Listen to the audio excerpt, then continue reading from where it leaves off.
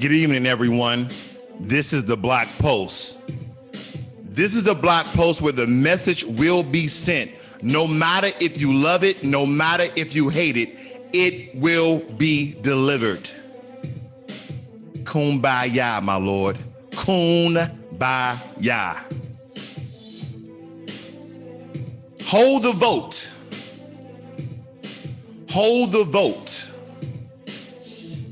until tangibles arrive. Hold the vote until tangibles arrive.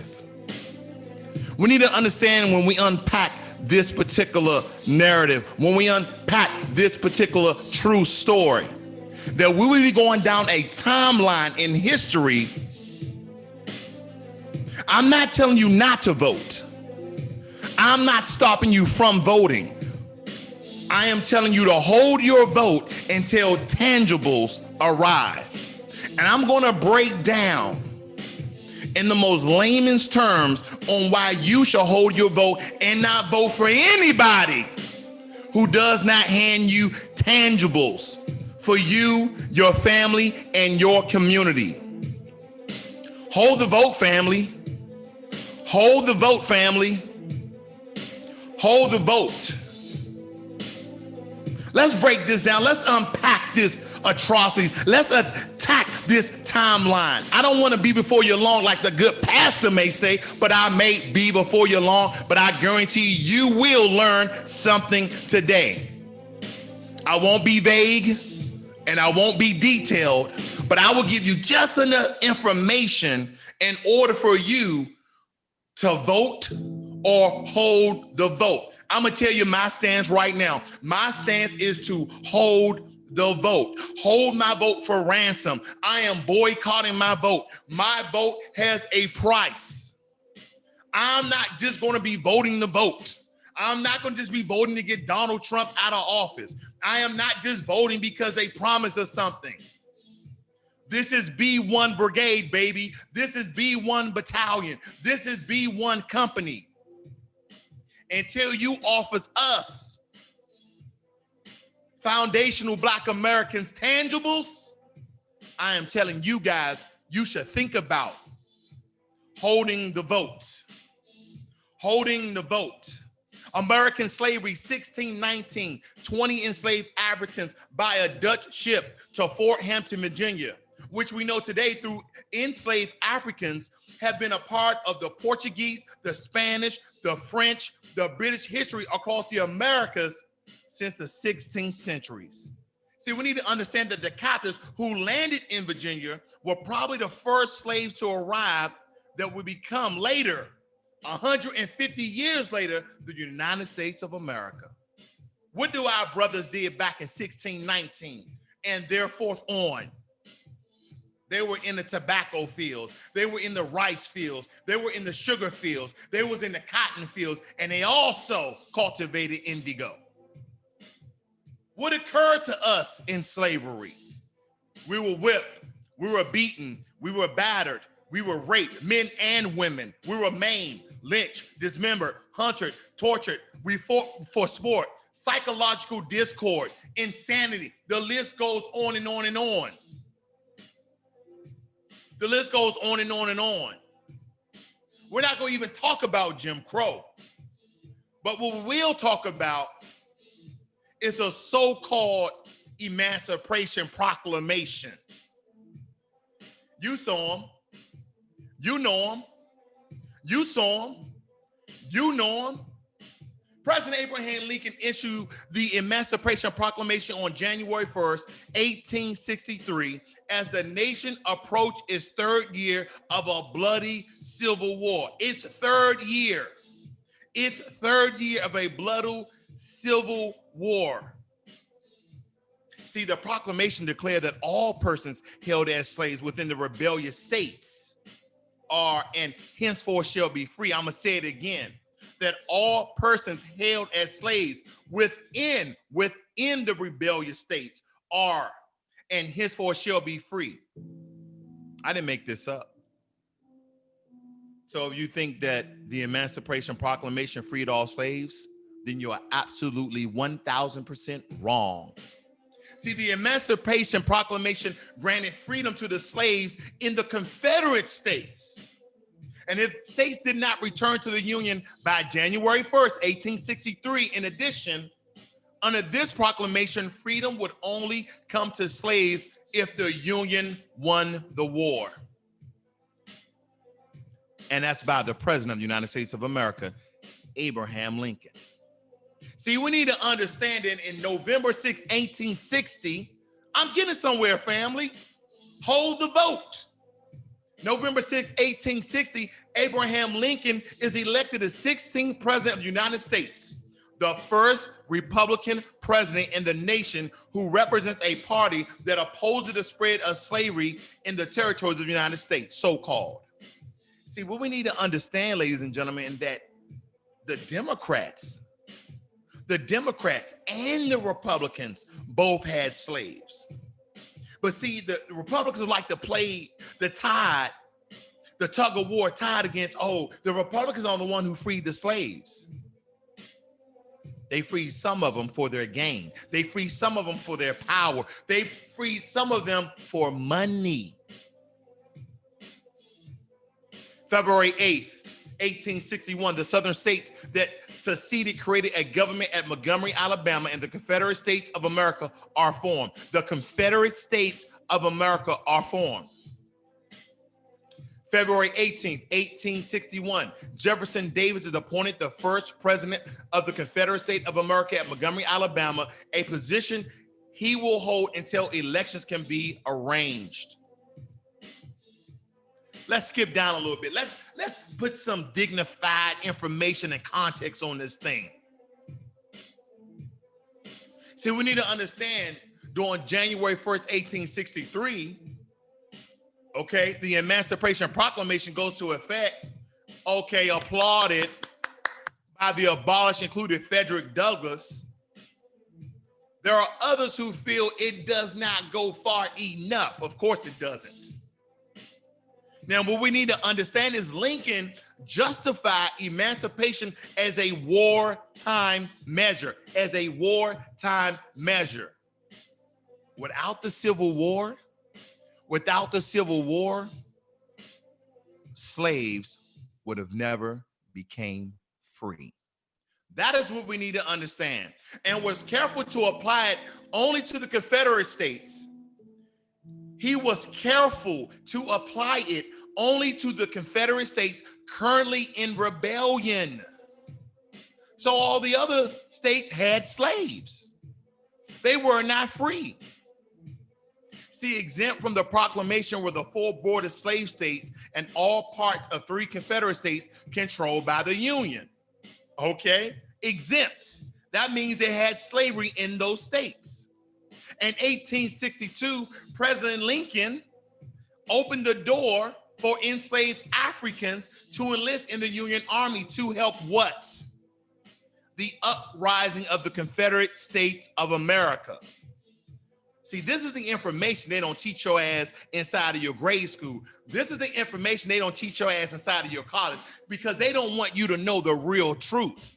They keep telling you that Abraham Lincoln freed the slaves. No, he freed some slaves so they can revolt against their slave masters so then he can take over those Confederate states and everything be part of the United States of America. But the Union states still had slaves.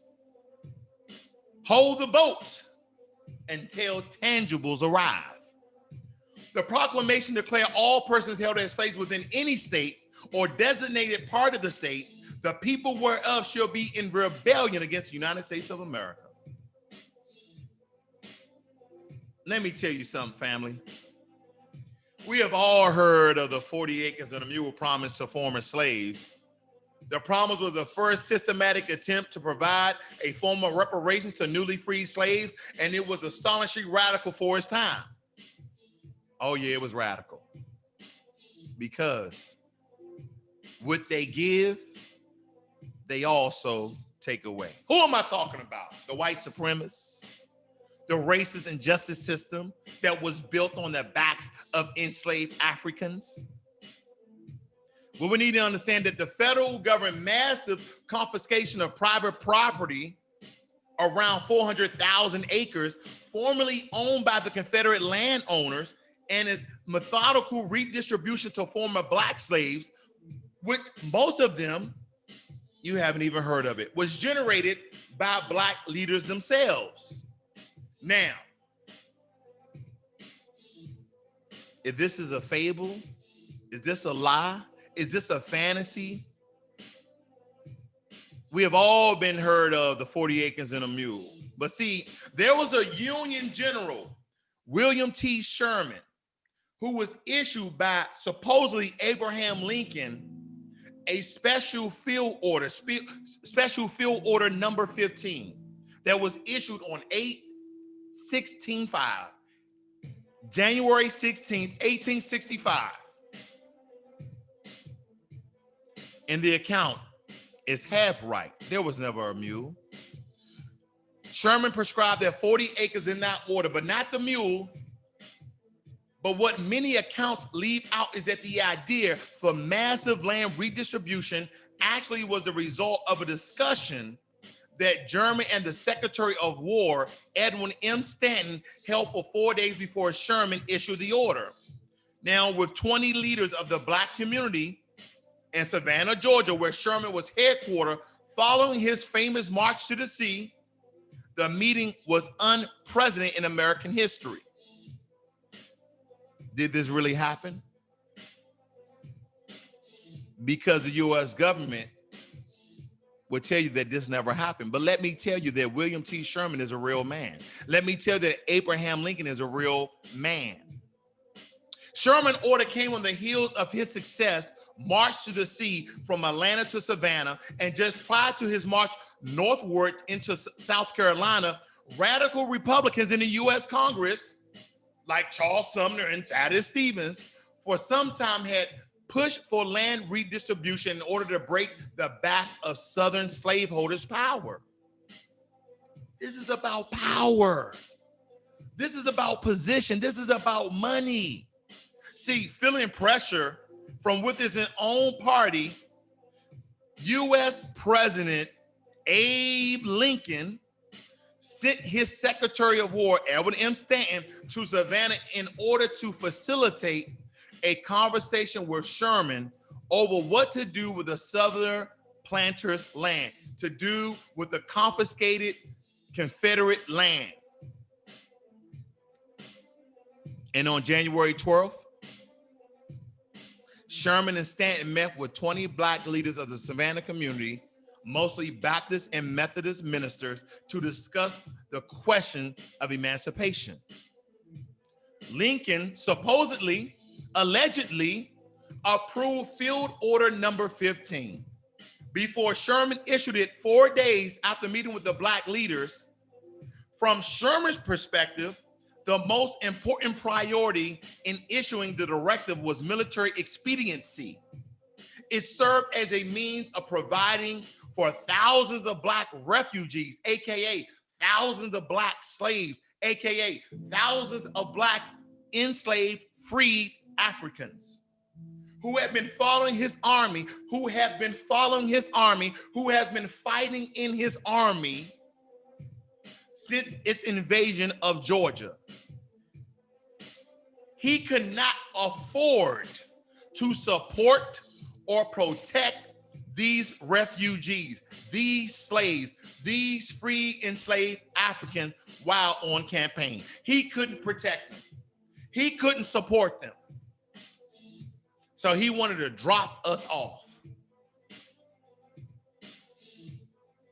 See, what we need to understand, this special field order, section 1 says that the islands from Charleston south, the abandoned rice field along the rivers for 30 miles back from the sea, and the country bordering the St. Johns River, Florida, are reserved and set apart for the settlement of the Negroes, now made free by the acts of war and the proclamation of the President of the United States of America. Section 2 says that these new communities, moreover, will be governed entirely by black people themselves. We know that's a damn lie, because listen to this. Listen to this, family. on the islands in the settlements hereafter to be established, no white person whatsoever, unless, here we go, just like the Constitution, except, remember, slavery is not in America, except if you incarcerated, except you are in prison, except if you are in jail, and they have this, unless military officers and soldiers detailed for duty will be permitted to reside, and the sole and exclusive management of affairs will be left to the freed people themselves. So now we have jurisdiction under the U.S. military. By laws of war and the orders of the President of the United States, the Negro is free and must be dealt with as such. Family, we wasn't free then. We are not free now. Finally, in section 3, it says, each family shall have a plot of not more than 40 acres of tillable ground. Tillable ground means ground that you can farm from. Tillable ground means ground that you can feed your family from. Fertile ground. And when it borders, now when that land borders on some water channel with not more than 800 feet waterfront, in the possession of which land the military authorities will afford them protection. Oh, now you want to protect us. First you enslaved us, then you let us go because you needed help getting your ass kicked by the Confederates. Now you want to protect us. Okay. This is Special Field Order number 15 that Abraham Lincoln directed William T. Sherman, General William T. Sherman, to execute. So after this whole protection, until such times as they can protect themselves or until Congress shall regulate their title. Now, your question is, family, what happened to those 400,000 acres that was in Florida and Georgia and South Carolina? What happened to those 400,000 acres? Let me tell you. From this, it was seen that colored people down south, this is what they're talking about. This is what they're talking about. That they was now smart people from getting land. But let me tell you this. Baptist minister, and listen to this very carefully, Baptist minister Useless L. Houston, one of the groups that had met with Sherman, led 1,000 blacks to Skidway Island, Georgia, where they established a self-governing community with Houston as the black governor. And by June, 40,000 freemen have been settled on 400,000 acres of Sherman land. By the way, Sherman later ordered that the army could lend the new settlers mules, lend, not give, lend, not give. So let's stop saying 40 acres in a mule. Let's just say 40 acres. Let's say 40 acres in a check. Let's say $40,000. Let's say something. Fuck the mule. We don't need no goddamn mule. What a mule gonna do for us now? How about 40 acres in a Mustang? Let that be my damn mule.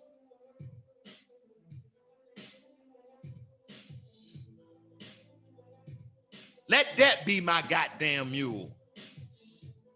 And what happened to this astonishing vision program, which would have fundamentally altered the course of American race relations, so-called, Andrew Johnson, the president who succeeded Lincoln, and a sympathizer, a empathizer of the South, overturned the order in the fall of 1865. And the land was returned along the South Carolina, Georgia, and Florida coast to the slave owners, to the slave catchers, to the plantation owners who had originally owned it. to the very people who had declared war on the United States of America. We're fighting symbols, we're fighting statues, we're fighting plaques. Those goddamn statues don't mean shit without tangibles. They've been there when your mother was living, when your great-grandmother, your great-grandfather was living, and guess what you still don't have? You still don't have your 40 acres. You still don't have $50,000 in the bank. You still don't have a car. But let me break down how everybody else get their goddamn reparations except black people. We don't get no reparations, family, but they want you to go out and vote. Come on, nobody don't want Donald Trump in office. Come on now. He's a racist. So what Joe Biden do? We're going to get on it, family. We're going to get on it. We're going to get on this. We're going to first walk down how everybody got their money from the American government except foundational black Americans, except American descendants of slaves, except you, me, and our family and our community. We're going to break it down, family. We're going to break it down, family. Let's talk about it. Japanese internment, February 19th, 1942 to 1946. Cut the check. That's what the Japanese said. They said, cut the check. See, during this internment in these concentration camps, there was these papers that were handed out one by one to the elderly recipients. Guess what those papers were? Those papers were checks. Those papers were checks for $20,000 accompanied by a letter of apology for the internment of over 100,000 Japanese Americans during World War II. They were the first issued under the Civil Liberties Act of 1988. Today, the law is remembered as the most successful push for reparations for historical wrong in U.S. history. Are you fucking kidding me? Not about their reparations, family. I can care less. They got theirs. They deserve theirs. But where's our check? Where's our bag? Where's our reparations? Everybody get their reparations except us. What we need to understand is this, family. Also during World War II, sparked a movement to the address of the United States historical wrongs, its treatment of Native Americans over centuries of conquest and colonization. Oh my fucking God. Have we not been conquested? Have not been colonized in Africa, colonized in America, colonized in Brazil, colonized in the UK? Have we not been colonized? Native Americans enlisted in the World War II. I think we was enlisted in Civil War and World War I and World War II and the Vietnam War. This is what I'm talking about, family. But in 1946, Congress created the Indian Claims Commission, a body designed to hear historical grievances and compensate. Listen to this.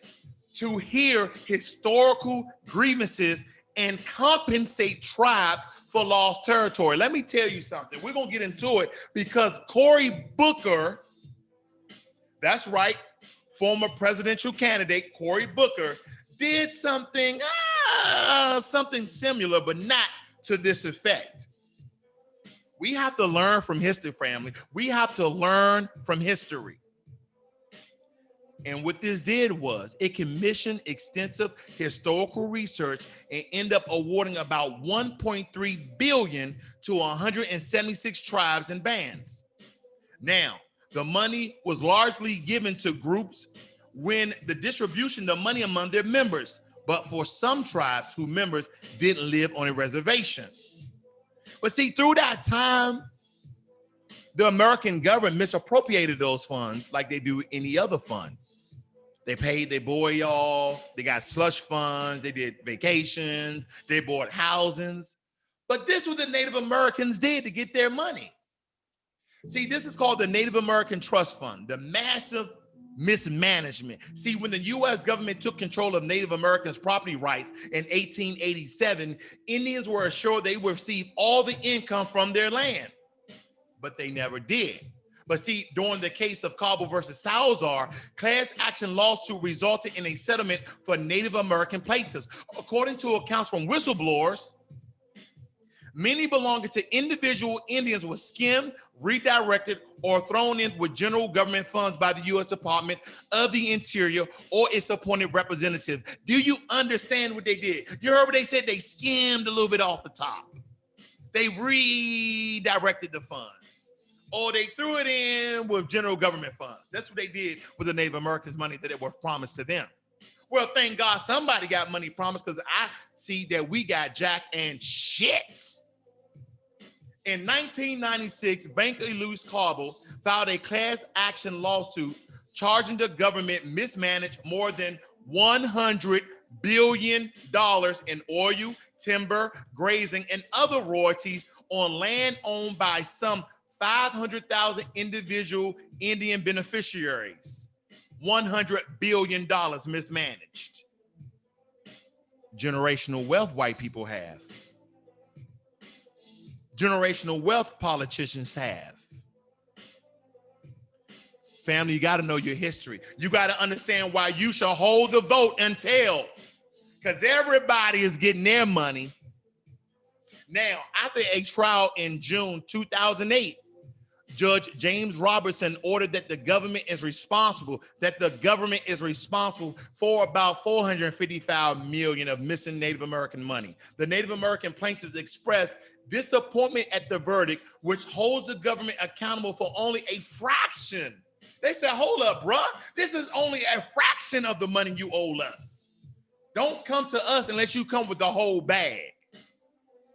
You see what I'm saying? Don't come to us unless you come with the entire bag of money. 455 million, your people stole $100 billion from us. $100 billion. The Native American plaintiff expressed disappointment at the verdict, which holds the government accountable for only a fraction of the amount descendants claim to be owed. Descendants claim to be owed. Don't you hate when people say, well, those atrocities,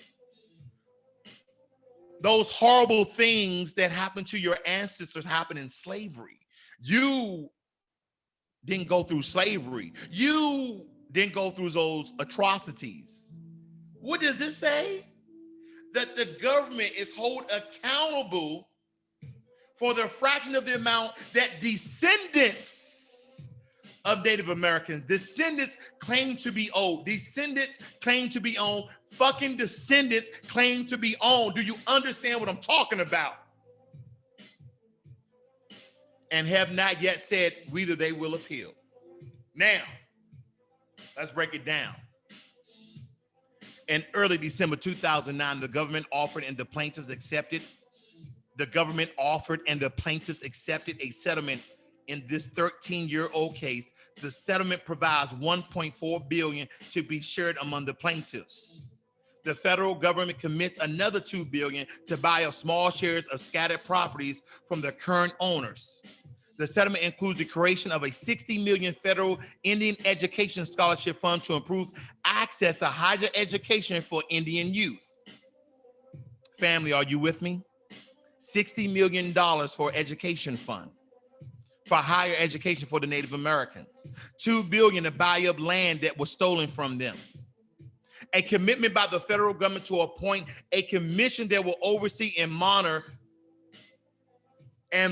specific improvements in the department's account for and the management of individual trust accounts, the individual Indian trust accounts and trust assets going forward.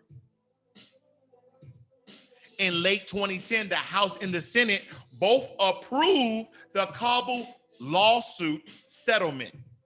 They approved it in 2010, just 10 years ago. In addition, see, what you need to understand, family, reparations is still going on to this very day. The Native Americans are still getting their reparations. I'm not hating. I'm not hating. They got theirs. They're getting theirs. I'm trying to find the fuck out where's our money at. Go ahead and vote if you want to. Voting is your own personal choice. But I'm breaking it down how everybody wants Black people to sacrifice and go out and vote. They don't want you to look at policies because there are no policies for Black people. There's no policies, there's no legislation, there are no bills for Black people specifically of any sort of justice, any sort of reparations, any sort of funds that are detailed just for Black people. Aren't we learning about the Native Americans and how they got things just for Native Americans? Aren't we finding that out? In addition to the payments to individual class members, the Kabul settlement agreed. The Kabul settlement agreement provides for a $1.9 billion trust land consolidation fund. $1.9 billion trust land consolidation fund, through which interest individuals, owners receive payments for voluntarily selling their fractional interest in the Indian country's land. Okay. Where's our 40 acres? Where's our 40 acres? Where's our check? You didn't gave up education money. You didn't gave up land money. And they still doing this bullshit today. And I don't mean bullshit in the sense that Native Americans don't deserve it. I'm not saying that. I am saying, where's our reparations? When Obama was in office, he gave a Native American tribe 1 million acres of land. And we're going to get on Obama. We're going to get on what he did, how he gave some other group of people reparations, but didn't give his so-called own people reparations. And what you need to understand about Obama, Obama is not a foundational Black American. Obama's father is from Kenya, born and raised in Kenya. His mother is from Kansas, a white lady. He is not a foundational Black American. I'm not attacking his character. I'm just simply telling you where he comes from.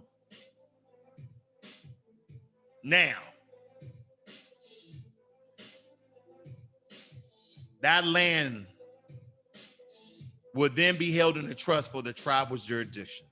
Let's get on it. Let's get on Obama. What Obama do for you guys when he was in office those 8 years? I voted both times. Oh yeah, I was tricked. I was duped. I was scammed thinking he was going to do something for Black people. He did absolutely nothing. He has done, which every Democratic Party has done to Black people since the day we stepped out of slavery, was give us lip service, was give us lies, was give us hope. You know what hope isn't? Let me tell you. Remember his campaign slogan, hope that we can believe in? Yeah, let me tell you what hope is. Absolutely, positively fucking nothing. Can you hold hope? Let me see you hold a big old hand of hope. Let me see you go grab a big old bag of hope. Let me see you hold hope in your hand. Let me see you eat hope. Let me see you build a house off of hope. I hope I can build a house. You need resources, family. Did the Democrats come out with a resource bill? Did the Republicans come out with a resource bill for foundational Black Americans? No. Let's get into it. Obama administration earmarks $12 million for Holocaust survivors. Let me point this out, family. I'm not hating. I'm not an anti-Semitic, anti-Semite, anti-anything. Get it how you live. See, here's the thing, ladies and gentlemen. They always want to blend us in with minorities. Let me tell you, Black people, if they don't say Black people, if they don't say African American, if they don't say foundational Black Americans, If they say minorities, just understand that there's a lot of people that are considered minorities. So that money, that land, that resources that was promised will be widely distributed through all the minorities, Hispanics, Asian, and all of the above. But everybody else specifically got their damn reparations. October 1st, 2015.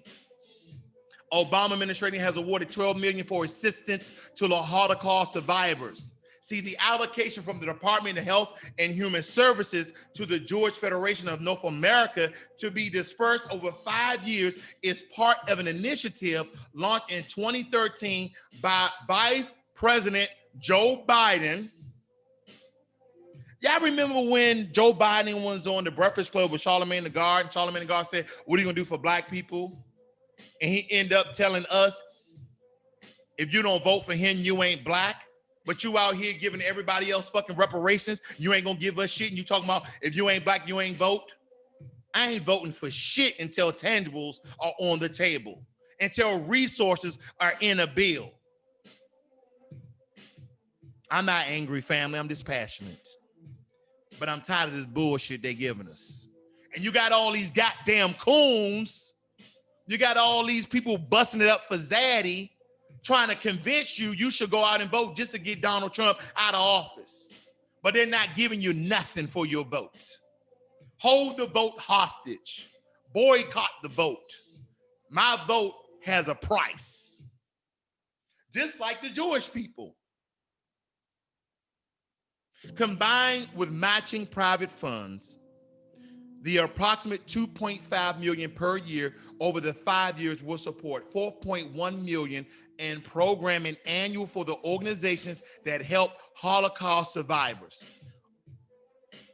The funds will be used to advance. The funds will be used to advance innovations in person-centered, trauma-informed, supportive services for Holocaust survivors.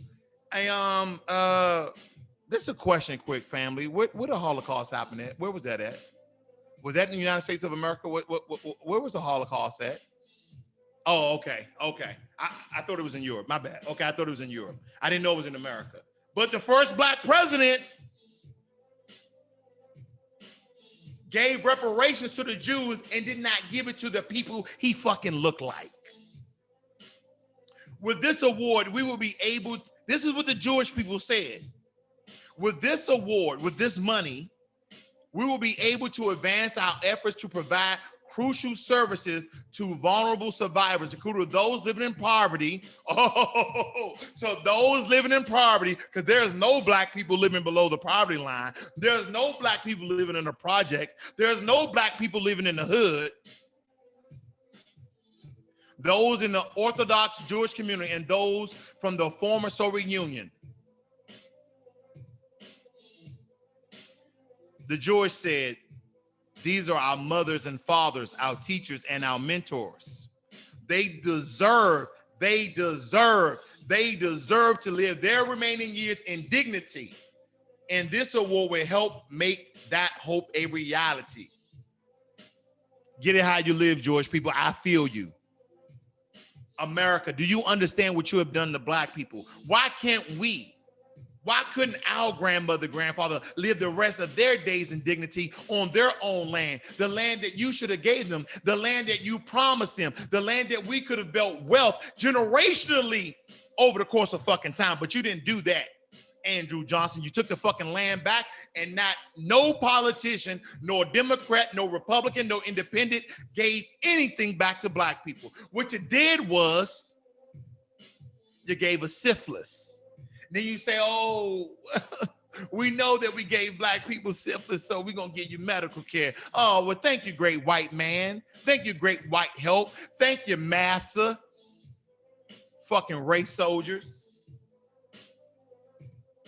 But let me tell you about the Jewish and how they double dipping.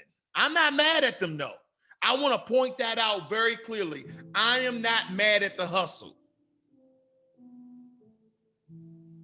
German post-war reparation programs become such a matter of fact that many Germans are not even aware that their country, listen to this, Germans are not aware that their country, after paying $89 billion in compensation, mostly to Jewish victims of Nazi crimes over 6 decades, still meets regularly to revise and expand guidelines for qualification.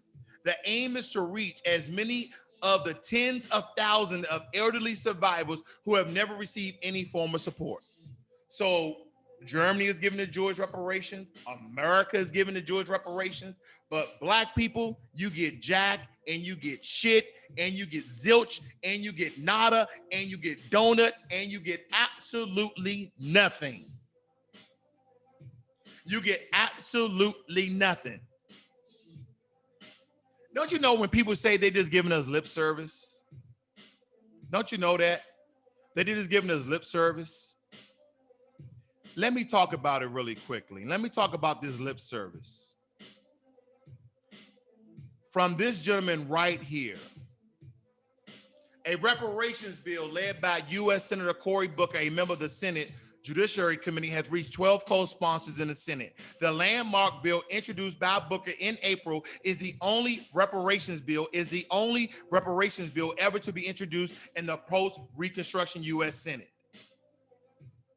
The bill would establish a commission to study the impact of slavery and continued discrimination against African Americans and make recommendations on reparation proposal for the descendants of slaves. To study the impact of slavery? Do we really need to study this? Cory Booker, you're a black man. That's what you consider yourself. You say you was a black man. So do we really need to study slavery? I think we have enough of studying. We need action. Now, who was the co-sponsors of this particular bill? Edward Markey, Kamala Harris, Elizabeth Warren, Bernie Sanders, just to name a few. And this is what Cory Booker said. Let me tell you how people do certain things for political reasons, but not for tangible reasons. Cory Booker said we cannot address the institutional racism and white supremacy that has economically oppressed African Americans for generations without first fully documenting the extent of the harms of slavery and its painful legacy. Okay, let's jot everything down. Let's list all the shit that we got to list to get all the money and land that we're supposed to get. Then he said, it's important that we right the wrongs of our nation's most discriminatory policies, which halted the upward mobility of African American communities. This is where the lip service started. I'm encouraged to see this legislation to study. I'm encouraged to see this legislation to study. Get the fuck out of here, man. The issue gained support in Congress and the shared commitment my colleagues have been doing our part to repair the harm done to African Americans. Absolutely no tangibles, no resources. Let's study, let's talk, let's study, let's talk. Now, this lady has something more to say, which I somewhat appreciate. Democratic presidential candidate Marianne Williamson, interviewed on CNN, says that she wants a reparation council made up to 30 to 50 people who are descendants of American slaves. She also proposes that 200, wait a minute, hold up. No. African American slaves or black slaves, because supposedly some Irish indentured servants consider themselves as slaves, so money will be going to them too. No. Don't run and pass one on us. Let's see if Marianne Williamson has an Irish background. Let's just see. You got to read this up verbatim. But she also proposes that $200 billion to $500 billion be dispersed over a period of 20 years. Her council would decide, her council would decide how the money is dispersed. Not black intellectuals, not black financial officers, not black CFOs, but her council, with the stipulation that the funds will be used for economic and educational renewal, whatever that is. Now, Elizabeth Warren and Cory Booker have also indicated, listen to this, family, they indicated support for the concept of reparation. They have indicated support for the idea of reparation. Not that they support reparations, but the idea, the concept of reparations. Now, Beto O'Rourke said he's open to considering some form of reparation. Warren has gone up one step further, saying that reparations for Native Americans. Listen to her. Listen to Elizabeth Warren saying that reparations for Native Americans should be a part of the reparations conversation as well. Get the hell out of here, man. This is what we go through, family. This is what we go through. Now, we understand on the RNC and the DNC, and we already know about the DNC. So I don't really need to beat them up no more than I have to, because we know the only thing they give black people is lip service. Here's the thing. The Coon Crown go to Tim Scott, Kim Klacik, Jack Brewer, Ron Smith, Burgess Owens, Clarence Henderson, Alice Johnson, Vernon Jones. They get the Coon Crown Award. And your boy Ben Carson. Fuck out of here. Now, they always say, oh, yeah, you guys don't come up with a plan. You guys don't tell us what you want. Okay. Well, your boy Ice Cube came up with a plan. He came up with a plan. I'm not going to read this entirely, but look at some of the information. I'm going to leave this up here for a moment for you guys to take a look at it.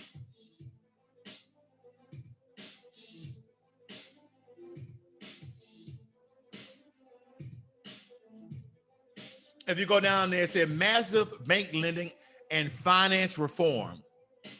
While capitalism is a good system, it requires capital. It requires capital to participate.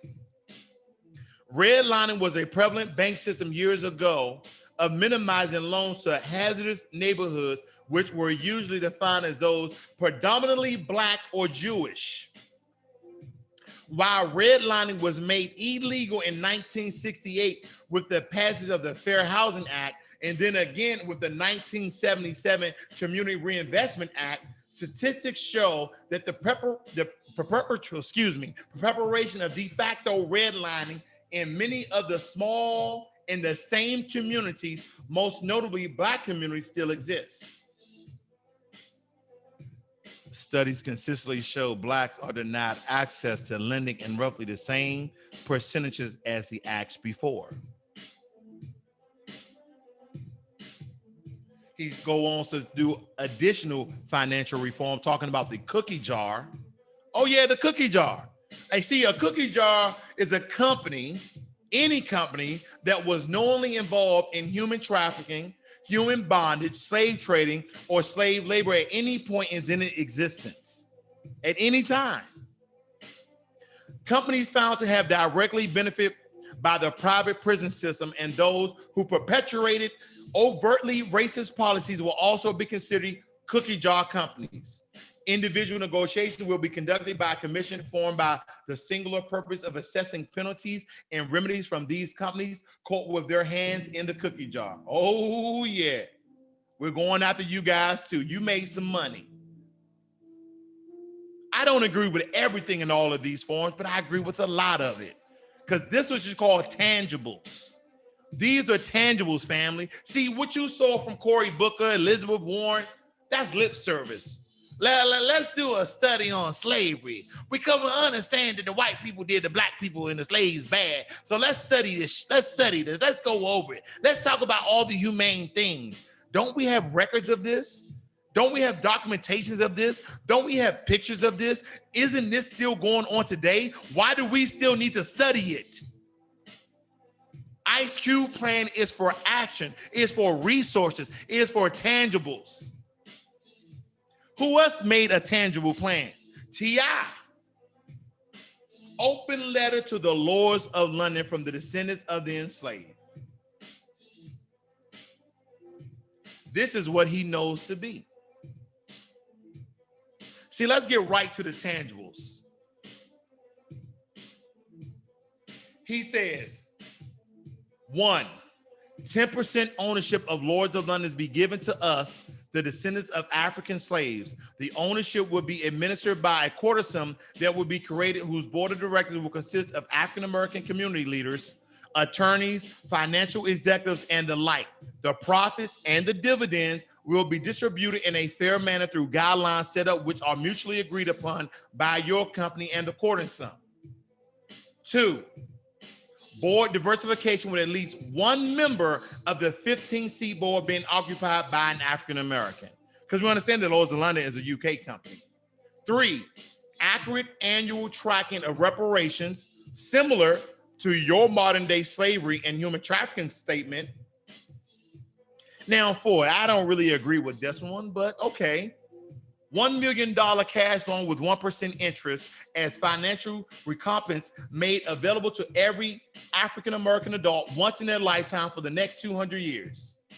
A time equivalent to the 18th and 19th century where your company financed slave ships and insured the human cargo. Cut the check. I don't want a loan. Cut the check, but I understand. What was Lloyd's of London's response to this through their third party?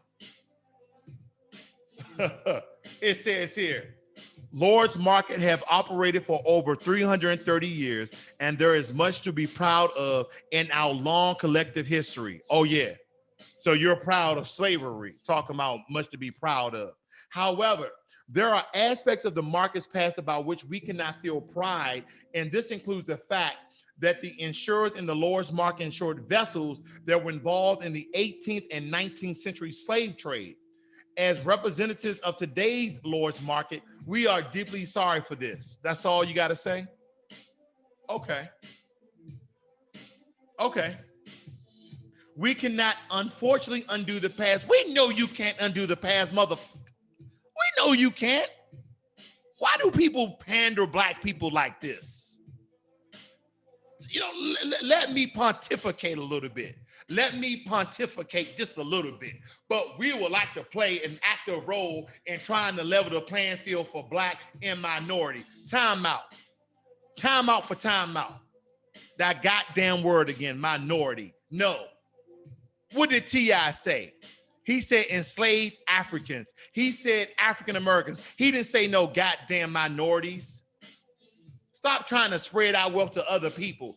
Give us what is ours.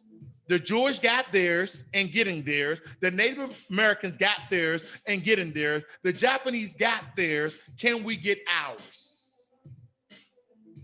Playing field for black and minority ethnic people in today's world.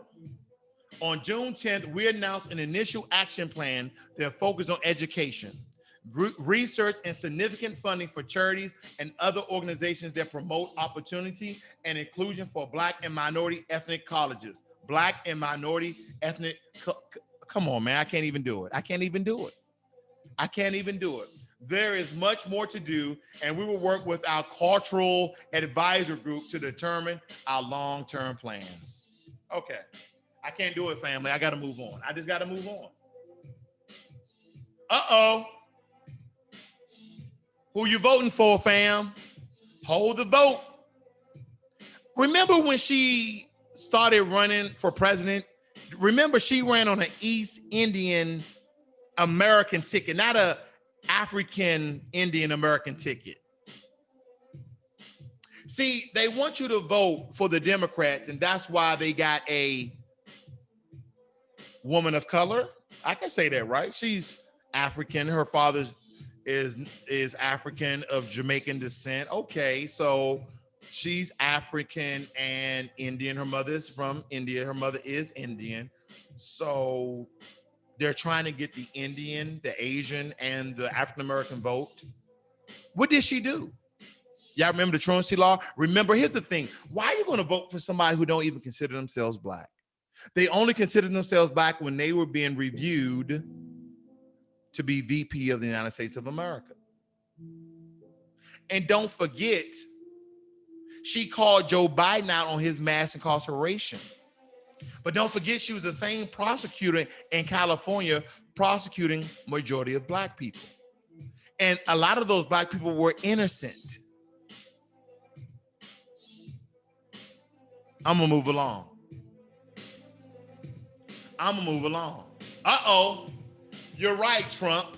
See, Trump said that Joe Biden is a total disaster. I'm saying both of them are a total disaster. Hold your vote, family, until you get tangibles. What has Joe Biden offered you? What has Kamala Harris offered you? What has Donald Trump offered you? What have Mike Pence offered you? I can tell you what they haven't offered you. They have not offered you 40 acres. They have not offered you 40 acres. They have not offered you 40 acres. Let me tell you what both of them have offered you. Jack and shit. Absolutely nothing. That is what they have offered you, black people. But if you notice, Vice President Joe Biden under Obama was a driving force of the Holocaust surviving getting their 12 million. Think about it. Tangibles, resources, money, but us, nothing. So family, I want you to hold the vote until they produce resources, till they produce tangibles and legislations and bills. That's what I want you to do, family. That's what I want you to do, family. This is the Black Post, where the message will be sent, no matter if you love it, no matter if you hate it. It will be delivered.